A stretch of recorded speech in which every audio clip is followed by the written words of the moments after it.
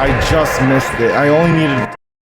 Hey there, and welcome back once again to a week at Polar's Buffet, where we're headed back to the bar, right, with Gus's over here, and we pretty much are going to be covering Custom Night and Gallery. Now, while we did beat Max Mode due to a bug that, according to a comment from the developer on my most recent video, they thought they actually fixed that bug, which, as we know, did not get fixed, but that's probably not going to be something I can get away with here, because obviously we're dealing with all new mechanics.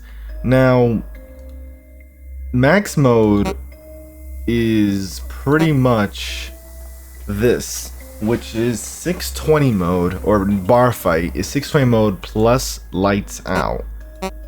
Though for some reason when you click it twice it kind of makes it disappear, which is interesting.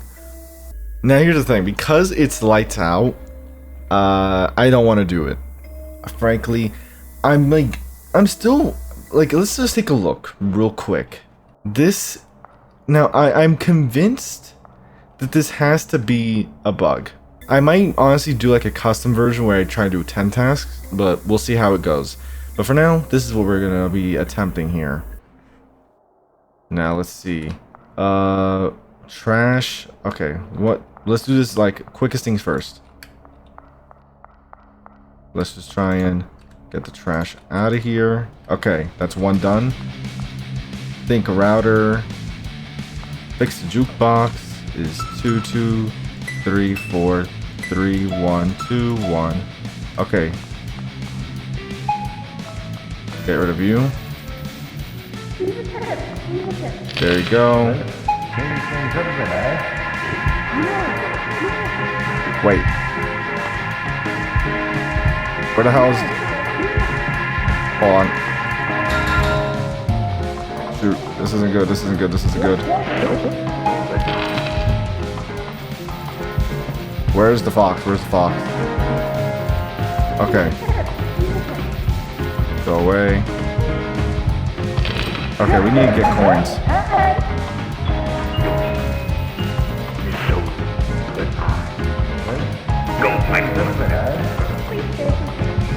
I think by far the most annoying thing that can definitely happen is the constant like the text overlapping.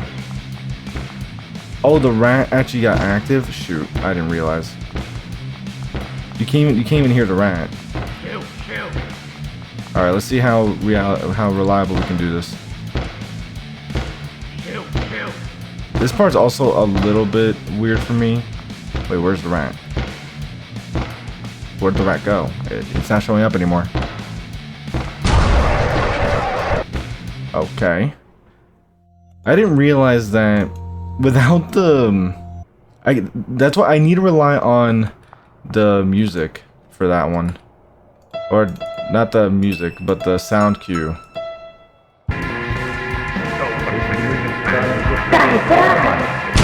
Oh, Jesus Christ. I didn't think it was going to get me so quickly.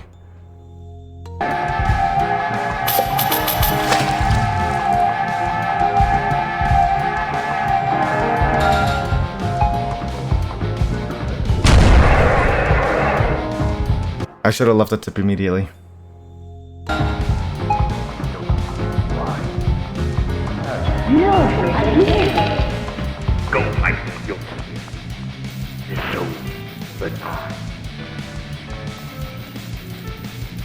I gotta throw out the trash too.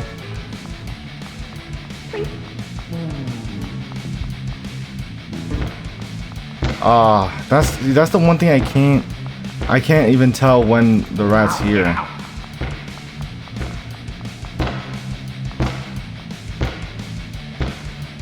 See, like, where does the rat go after that? Get out, get out. Okay. Wait, no, then oh, I have to go back here, that's right. There we go.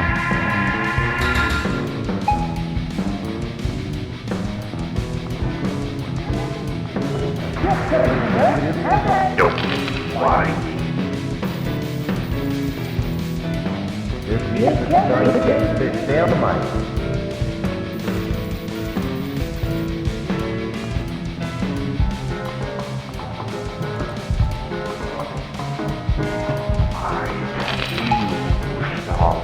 I gotta drop drinks now.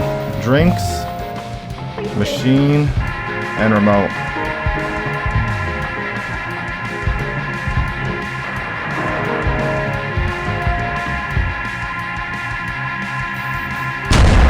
Oh, tip. I forgot the tip. Damn it.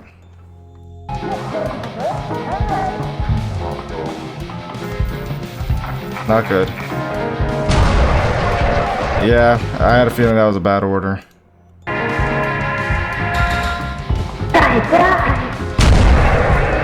So quick, like, you just showed up.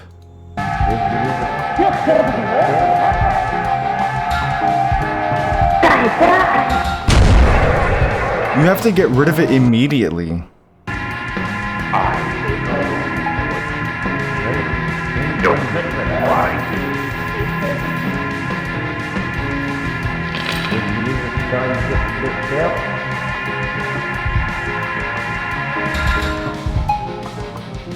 Let's see, I gotta sweep 2 more floors.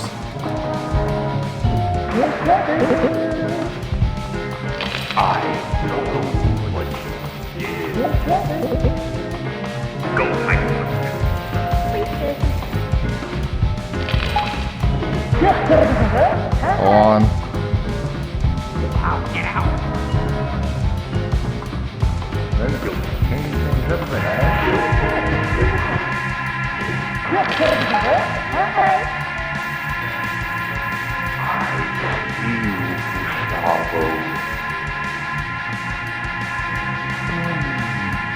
Alright, I gotta interrupt the machine, sweep the floors. Sweep 2 floors.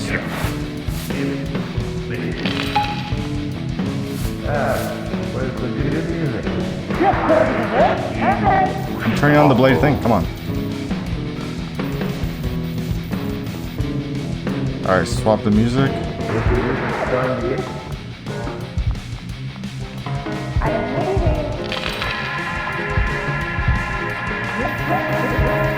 Shoot, where's the fox?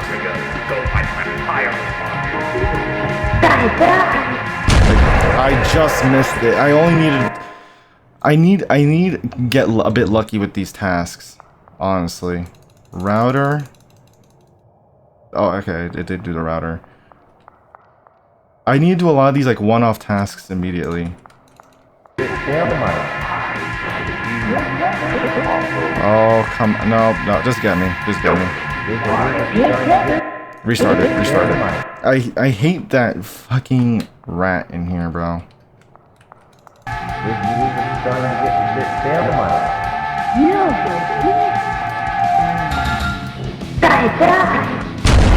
Like, how is that fair? I was already... Oh, come on. That, like, even after I destroyed it, it doesn't matter because it arrived when it got called over.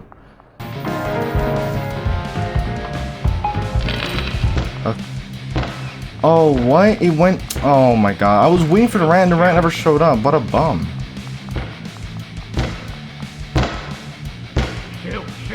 There we go. Okay, so I have to get the router again.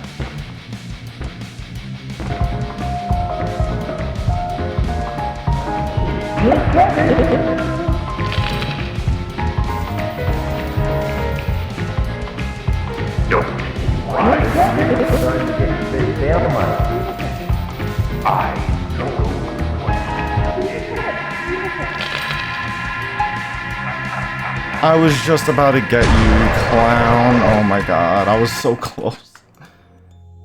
If anything, what might be the most annoying thing is the fact that you have to put things back the way you found them. That might be the only thing that's like annoying to deal with, but...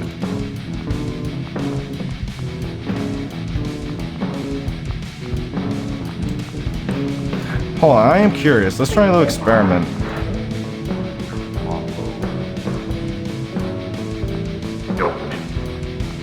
It did lure him away. Interesting. It got him away from the front door by going outside. Now, I don't know if that's really the best strategy, but that is an interesting one.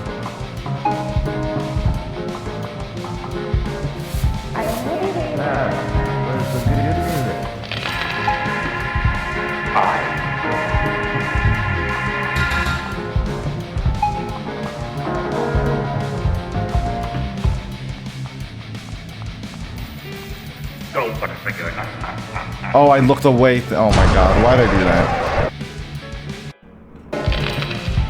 Okay, I didn't turn off the TV, damn it. And why?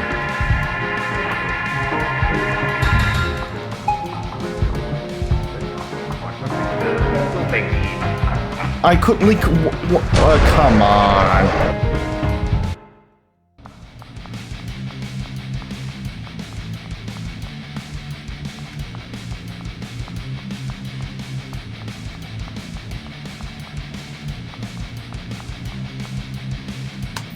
For some reason, I'm pressing F, and sometimes it's not doing anything.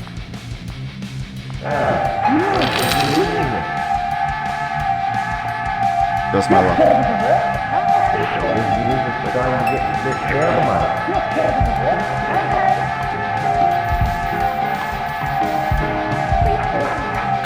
No way! Look how much progress I made. No way, man. That was a legendary run. Oh my god, all because of this piece of shit.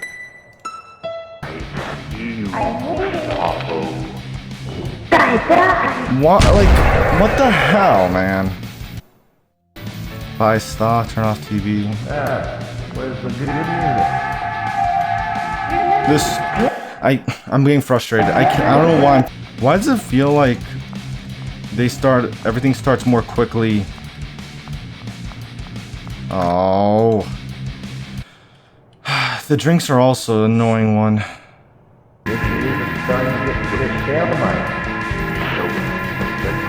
I'm gonna get caught by that bloody owl. Yep, I knew it.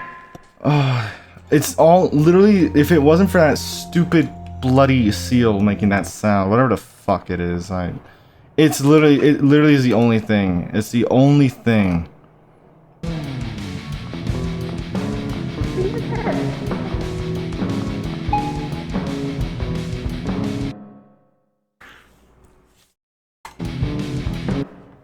I don't know why, but this max mode is actually pissing me the hell off. I think I need the rat. I think the rat might be a blessing because it resets them.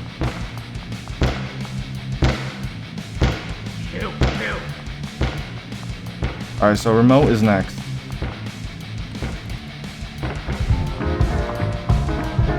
There's no way. You just...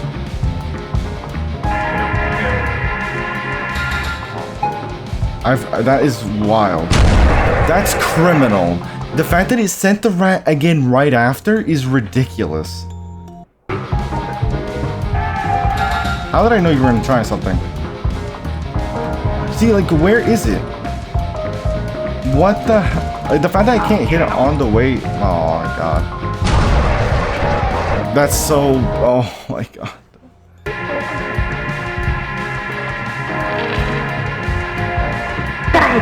That...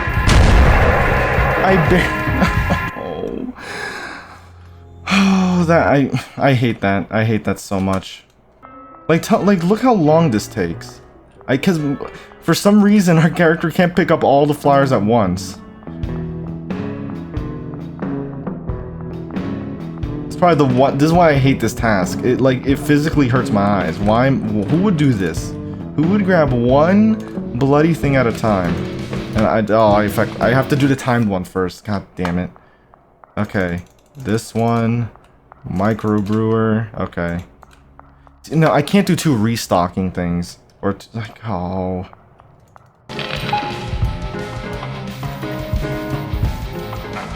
Of course.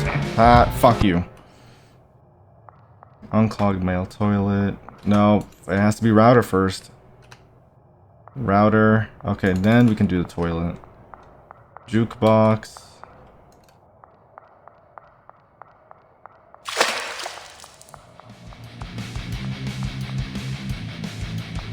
Do I have to sweep? No, I don't. No. Why can't I get the microbrewer on top of that? Like, what the hell? Okay, there we go. This is what I need. Like, it's such sabotage because literally now, let's look at this. Can the flashlight please turn on?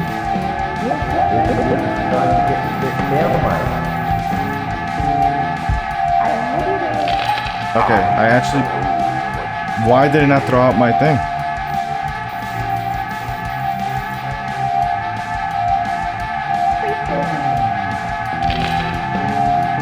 Don't you dare spawn anyone. Okay.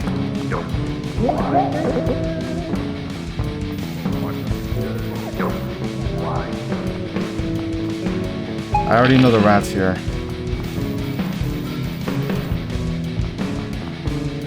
If anything, I welcome the rat. Let the rat get here. Just let the rat do this thing. Oh no, I can't see. Oh. What the hell? I can't see. Where did I walk into? Oh my god.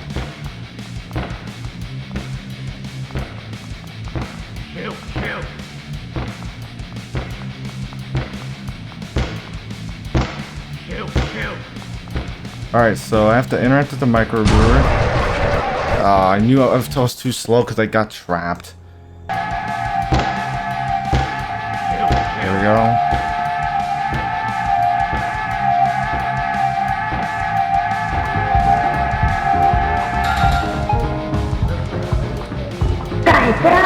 That's so unfair. That's so unfair. Then what's the point? If they have everyone attack like that, right at the right after, then what's the point? I was doomed from the beginning because I didn't even know he was still active. So I guess I have to treat them as being active after that mechanic. Great. This is what I'm talking about. Like, how do I put the plunger away if I have to? Oh my god.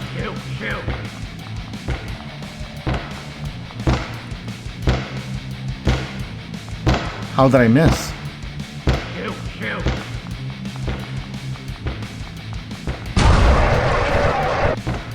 Flashlight, flashlight, flashlight. I'm telling you. Wait, where is it? Where the hell is it? It didn't show up. Oh.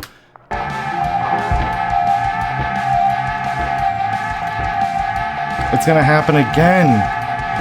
It's gonna happen again! What the fuck?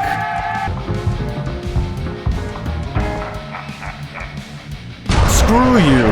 Screw you, bro. Screw you. Screw you. Screw you. I'm done. I'm done. I can't. I'm sorry. I can't. I can't anymore. I'm done. Sometimes it's just, I don't know, the rat mechanic and the stupid seal or whatever the hell that thing is.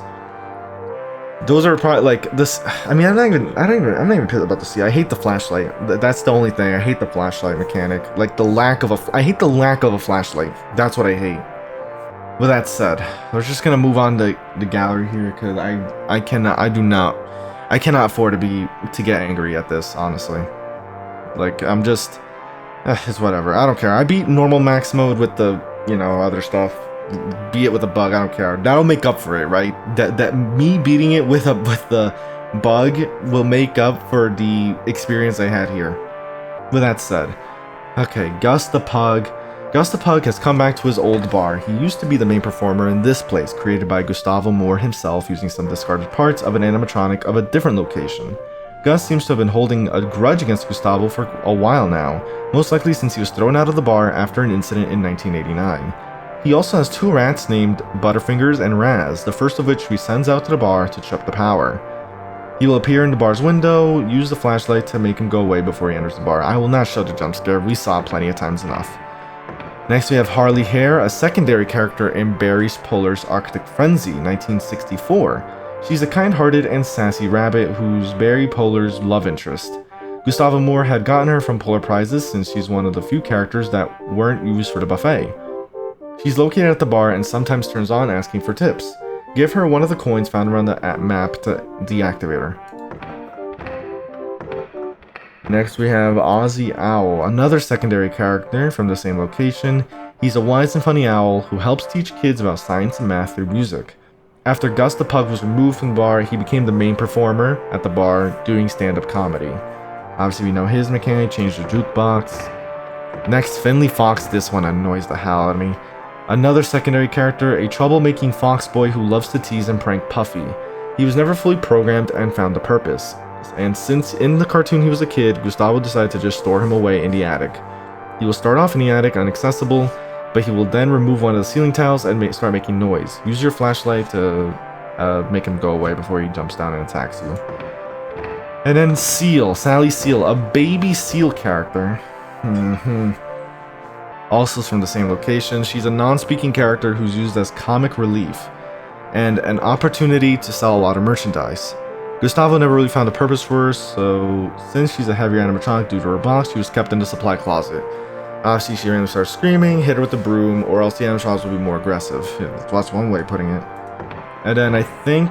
Oh, Gustavo P. Moore, the youngest child of Jonathan Moore Sr. and younger brother of Jonathan Moore Jr.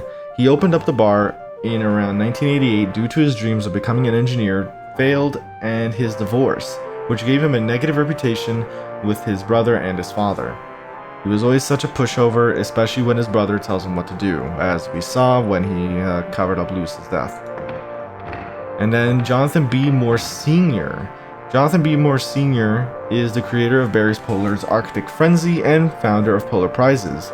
He's a war veteran and died peacefully in 1992 at 68 years old. He was always very strict with his sons, but he loved them. He even had the two main human characters of the cartoon based off of them. He also deeply loved his grandchildren, and he would protect them at any cost. Okay, then we have cutscenes. I guess... Wait, what were the pre-night cutscenes? Are these like the... Oh, it's like this. Okay. Yeah, we saw this. I guess I kind of forgot that there were so many pre-night cutscenes, and then the post-night was like, I think, the calls, right? Then we have TV channels, which they have football, a news report, which I think we actually heard, LaJoy ad, and finally Rodent's Food Plaza. Oh, you can see max mode ending? Oh, okay, I guess we could actually see this, luckily. So that's the character that we see Barry Sr. holding, but isn't that looks a lot like Polar Barry, but not exactly, right? Because it has a green costume, which is different. Interesting. And they mentioned a bar fight, which I think that ending is probably the ending that we saw, right? With the fire. Never mind. Get the fuck out of my bar. Gustavo P. Moore. Never mind. Not the ending I thought it was. But now we have development images, which pretty much started November 2025 with the layout of the bar. And it kind of goes on with some portraits of the characters here. Lewis, Veronica, I believe that's our father. Then we have more layouts for like the parts and service area, the whole outside environment, Discord messages, another poster, and look at that, Happy Mother's Day.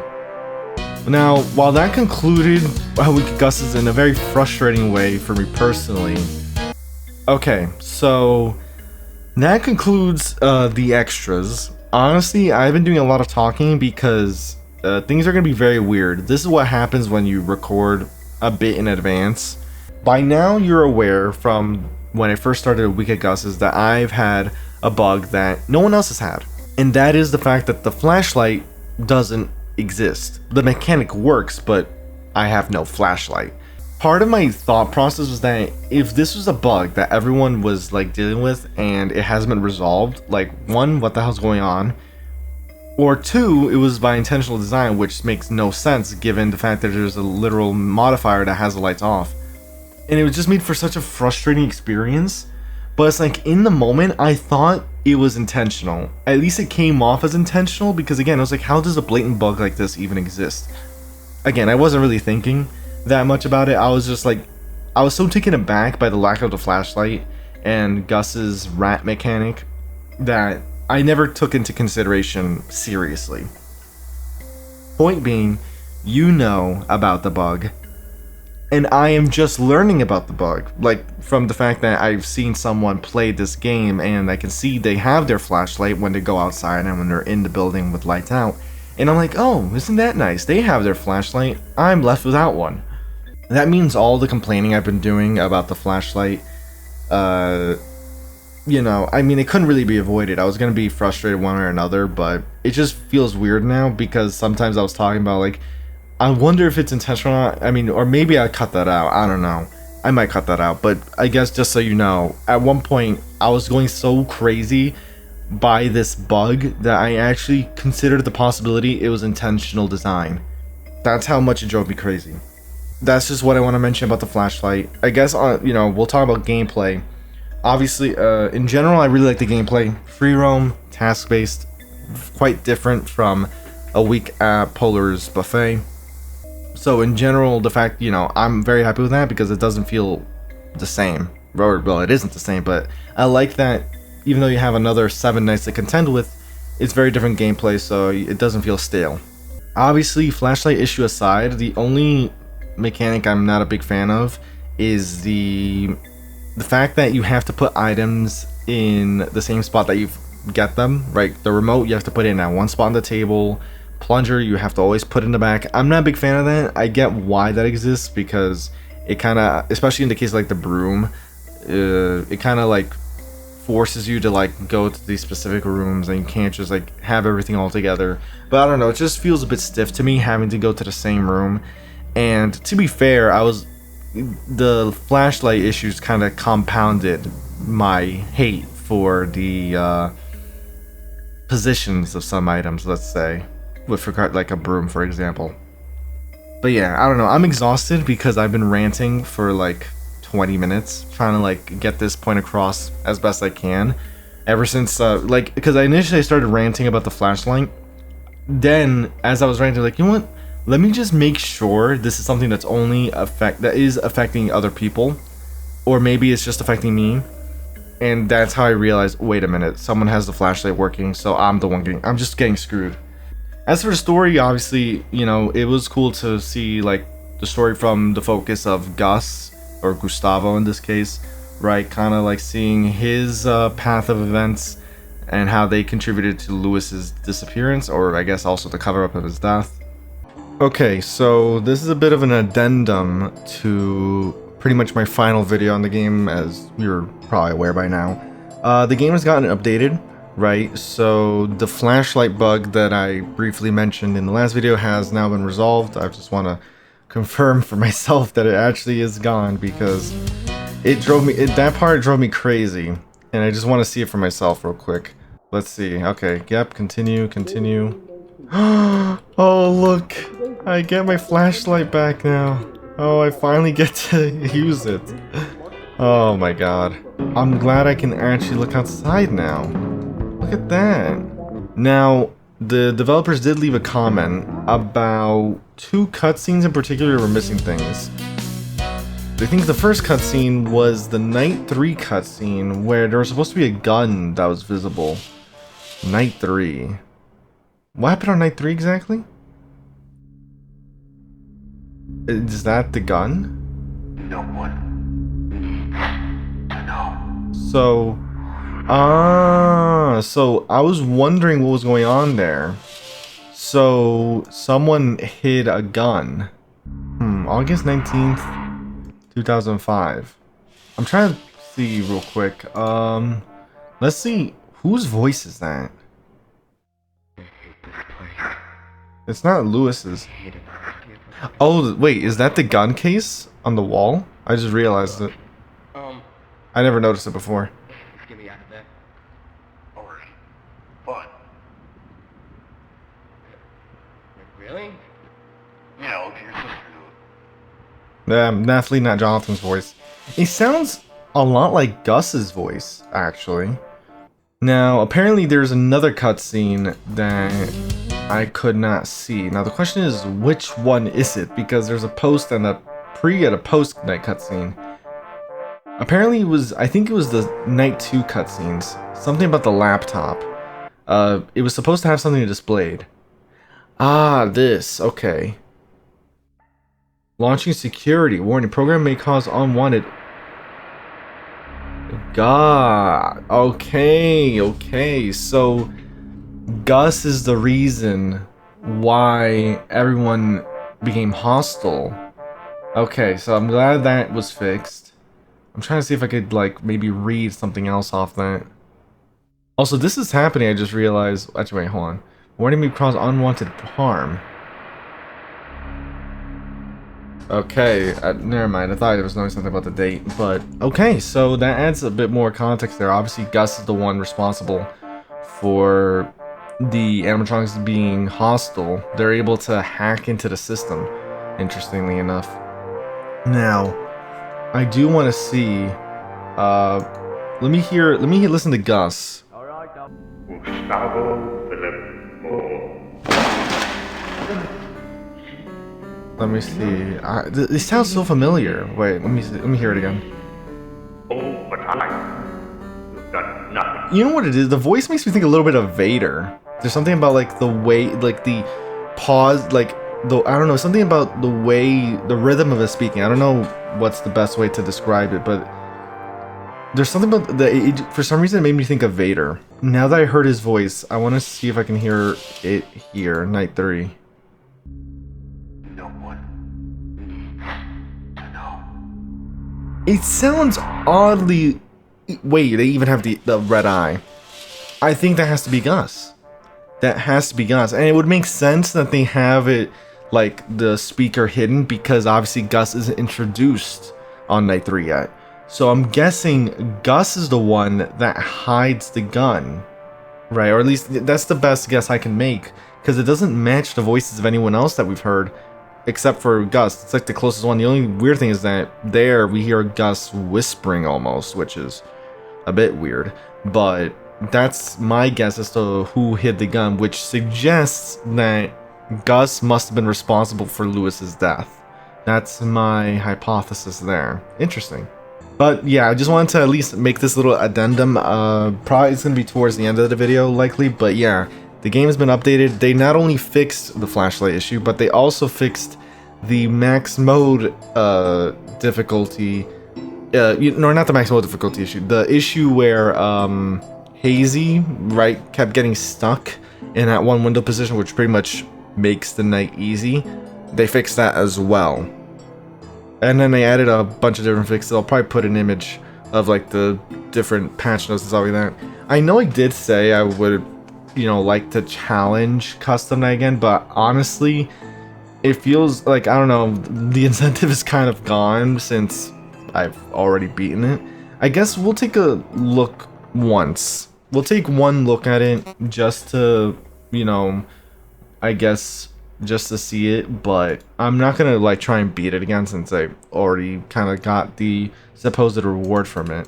Now, if I remember correctly, I just really have to watch this and then make you go away. You're not gonna get stuck there anymore, right? No, you don't. There you go. Are you lost, little girl? Are you lost, little girl? I don't run like I used to, like I used to. This is a lot going on. I don't know if I could have beaten this. This is insane activity going on here. Wow. I'm convinced this might be more difficult than Gus's max difficulty, honestly, because they are constantly wing at you, especially the vent. The vent is probably the worst part.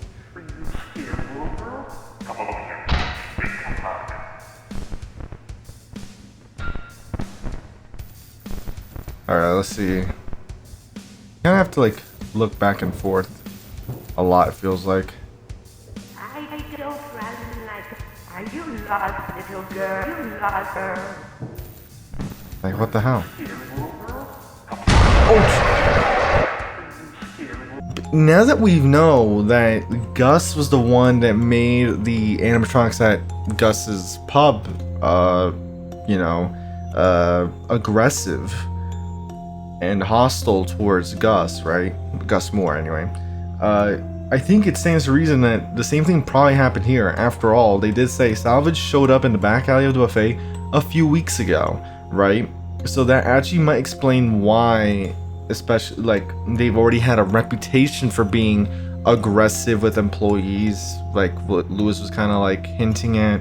That might explain the change. They may have been safe at one point, but something about Gus obviously is making this entity, whoever's possessing Gus, if they are possessed, vengeful enough to pretty much take control of all the animatronics, right? And pretty much turn them on their creators.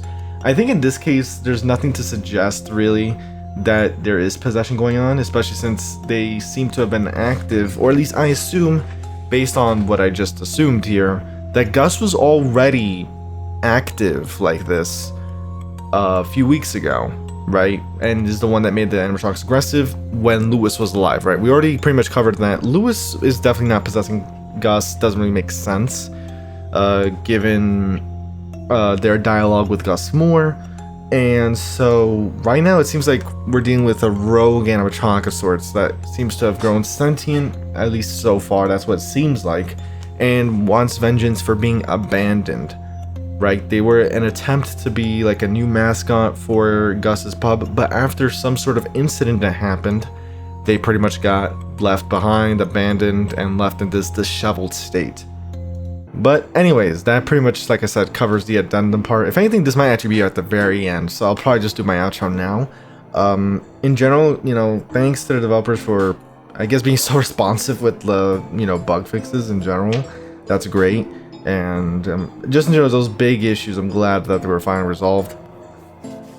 And also, because of those cutscene fixes, we can obviously, like, now piece together a bit more of the story here, which is nice. And again, pretty much still leaves me excited to see what will come next, assuming they have plans for something after this. But of course, with all that said, I hope you did enjoy. If you did, leave a like, hit that notification bell to keep up to date on future videos. The game will be in the description below as always. Great job once again to the developers. And with that said, I'll see you in another video. Take care.